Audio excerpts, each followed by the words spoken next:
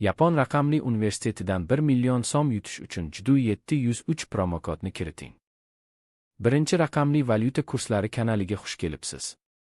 Bugun 13-may 2026-yil sanasida O'zbek so'mining valyuta kurslari bilan tanishib chiqamiz. AQSh dollari 3 so'm 71 tiyinga oshdi. 1 AQSh dollari 12.145 so'm 65 tiyin bo'ldi. Endi 100 AQSh dollari 1.214.565 so'm bo'ldi. Oxirgi oyda AQSh dollari 0.2% ga oshdi. Yevro 21 so'm 14 tiyinga tushdi. 1 yevro 14.268 so'm 71 tiyin bo'ldi. Endi 100 yevro 1.426.871 so'm bo'ldi. Oxirgi oyda yevro 0.7% ga oshdi. Rossiya rubli 1 so'm 70 tiyinga oshdi.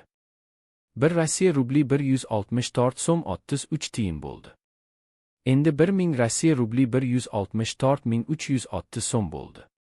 Oxirgi oyda Rossiya rubli 3.3% ga oshdi.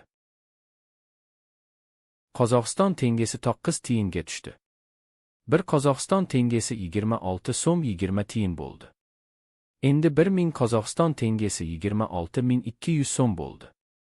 Oxirgi oyda Qozog'iston tengesi 2.6% ga oshdi.